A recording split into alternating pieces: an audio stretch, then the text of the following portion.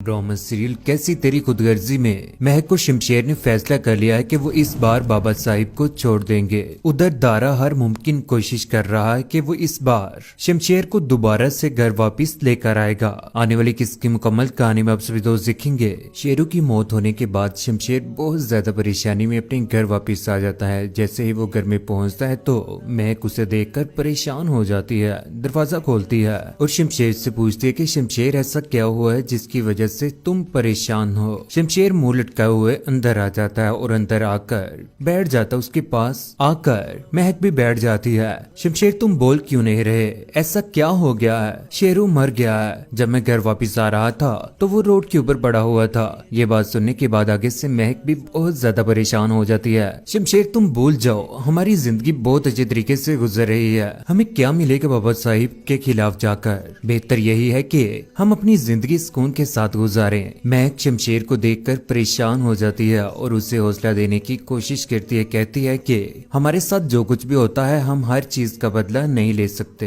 लेकिन कुदरत लेती है। मैंने अपना फैसला कुदरत पे छोड़ दिया है, अब जो भी होगा बेहतर होगा। लेकिन शमशेर तो टूट चुका है। उसने कभी सोचा भी नहीं था कि उसके बाबा इस हद तक गिर सकते हैं। अपने आप को बचाने के लिए हर वो सबूत भी मिटाने के लिए तैयार हो चुके हैं और आज शेरू को मरवा कर बाबा साहिब ने साबित कर दिया कि बुज़दिल बाप ऐसे होते हैं। शमशेर महक के पास से उठकर चला जाता है और वहां पर बैठी हुई महक आखिरकार रात गुजरने के बाद तैयार होकर महक शमशेर के साथ ऑफिस जा रही होती है। वो दोनों बाइक के ऊपर बैठकर एक दूसरे के साथ बहुत ज्यादा खुश होते हैं। शमशेर भी महक को जैसे ही अपनी बाइक के ऊपर बिठाता है तो उसे ऑफिस में छोड़ देता है। ऑफिस में छोड़ने के बाद वो अपनी जॉब के ऊपर निकल जाता है। जैसे ही महक ऑफिस में पहुंचते तो उसका आमना सामना आखिरकार आसिन के साथ भी हो जाता है। वो बैठकर अपना काम करना शुरू कर देती है और अपनी नजर उठाकर भी आसिन की तरफ नहीं देखती। लेकिन आसिन जो कि आज भी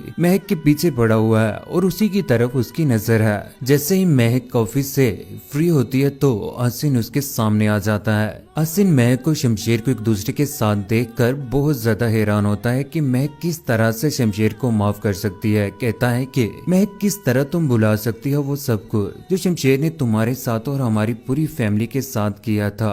कैसे उस चीज को माफ कर सकती हो? क्या कुछ नहीं किया था उसने हमारे साथ, सब कुछ छोड़ दिया है उसने, अपना घर, अपनी दौलत, अपने बाप का नाम सिर्फ और सिर्फ मेरे लिए, और जताता भी नहीं है। ये बात सुनने के बाद आसिन बहुत ज्यादा हैरान रह जाता है और सोचता है कि आज इतनी मोहब्बत हो चुकी है, जो इतनी नफरत करती थी शमशेर के साथ। यहीं पर महक तो फ्री हो चुकी है, लेकिन दूसरी जानिब शमशेर जो कि अपनी काम ईमानदारी के साथ कर रहा है और वहाँ पर चीजें देख रहा है। जिस चीज की भी कोई भी कमी है उसको लिखकर पीछे से ऑर्डर करवाएगा। आखिरकार उसे 1 महीना हो ही गया है काम करते हुए। उसका मालिक उसे बुलाता है ऑफिस में और कहता है कि ये तुम्हारी वो मेहनत की कमाई है। मुझे नहीं पता कि तुम इससे पहले कितने कमाते थे, लेकिन इसमें बरकत बहुत ज्यादा है। ये बात सुनने के बाद शमशेर बहुत ज्यादा हैरान होता है, जिसने कभी जिंदगी में कोई भी काम नहीं किया और आज पहली बार उसने जब पैसे पकड़े तो वो पैसे बहुत ज्यादा कम थे शमशेर के लिए। जिस तरह से वो ऐशो इशरत के साथ जिंदगी गुजार रहा था, लेकिन उन्हीं पैसों के ऊपर वो इस बार अच्छे तरीके से जिंदगी भी गुजारेगा। शमशेर का बॉस कहता है कि इन पैसों में बरकत होगी।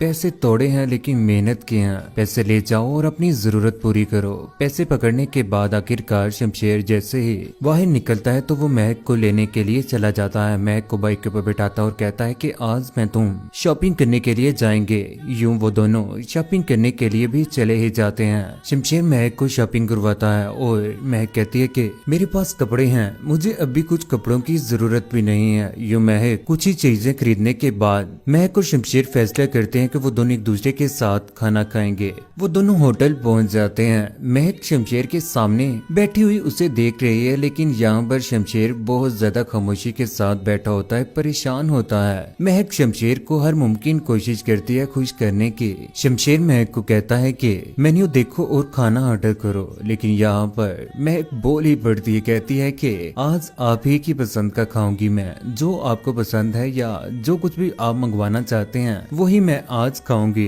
यूं शमशेर ऑर्डर करवाता है और वो दोनों एक दूसरे के पास बैठकर खुशी के साथ खाना खाने के बाद घर वापस लौट आते हैं। दूसरी जानिब बाबा साहिब नफरत की आग में आज भी जल रहे हैं। अपनी बीवी के चले जाने के बाद आज भी अपने बेटे से उसी तरह से नफरत कर रहे हैं जैसे उसने कहीं बहुत बुरा कर दिया है बाबा साहिब के साथ, लेकिन ऐसा वैसा कुछ भी नहीं है। मोहब्बत की थी महक के साथ और उसके साथ शादी की। ये बात बाबा साहिब से बिल्कुल भी बर्दाश्त नहीं हुई। जब वो घर में बैठे हुए परेशान सिगरेट पी रहे होते हैं तो वहीं पर दारा आ जाता है। दारा दिलावर साहिब को हर मुमकिन कोशिश कर रहा है कि वो समझा पाए। कहता है कि शमशेर इस खानदान का हिस्सा है, आप उसकी गलतियां माफ क्यों नहीं कर देते? जो अपनी माँ के मरने के बाद कमजोर नहीं पड़ा, तुम उसके लिए मुझे कह रहे हो कि मैं पीछे क्यों नहीं हट जाता? ऐसा कभी भी नहीं होगा, उसे मैं उस लड़की से जुदा करके ही रहूंगा। लेकिन दारा बाबा साहिब को कहता है कि ऐसा ना करें क्योंकि वो उस लड़की के पीछे पागल हो चुका है, वो उसे कभी भी छोड़ेगा नहीं। लेकिन इस बार दिलावर साहिब शमशेर का तो कुछ भी बुरा नहीं कर पाएंगे, लेकिन उन्हीं के साथ बुरा हो जाएगा क्योंकि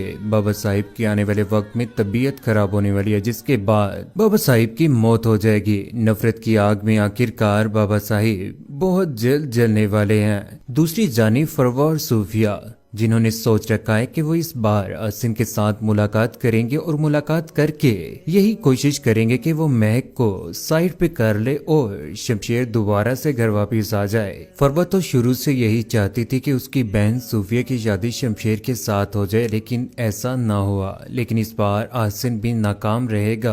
आसिन भरपूर कोशिश करेगा कि वो शमशेर और महक को एक दूसरे से जुदा कर ले, लेकिन इस बार ऐसा कुछ भी नहीं होगा। आसिन घर में निदा के साथ भी बिल्कुल भी अच्छा बिहेव नहीं कर रहा क्योंकि जब से निदा ने उसके ऊपर शक करना शुरू किया उसके बाद तो आसिन निदा से भी बदगुमान हो चुका है। लेकिन ये सारी की सारी बातें अंदलीब को बहुत ज्यादा पसंद आती हैं। लेकिन रेहान कहता है कि ऐसा ना करें अकरम भाई, मेरी जिम्मेदारी के ऊपर निदा बेटी को इस घर में ब्याह कर लेकर आए थे। मैं नहीं चाहता कि इस घर में निदा को किसी किस्म की भी कोई भी परेशानी हो। लेकिन आने वाले वक्त बाबा साहिब का बहुत बुरा होने वाला है। कहते हैं ना, जो दूसरों के साथ बुरा करता है उसके साथ ही हमेशा बुरा होता है। शुरू से लेकर आज तक बाबा साहिब ने तरह तरह के हरबे इस्तेमाल किए, लेकिन वो नाकाम रहे महक और शमशेर को एक दूसरे से जुदा करने में। इस बार उन्हीं के ऊपर बहुत बुरा वक्त आने वाला है जब मीडिया वाले घर में आए होंगे, क्योंकि सारे के सारे इल्जामात शेरू के साथ जो कुछ भी हुआ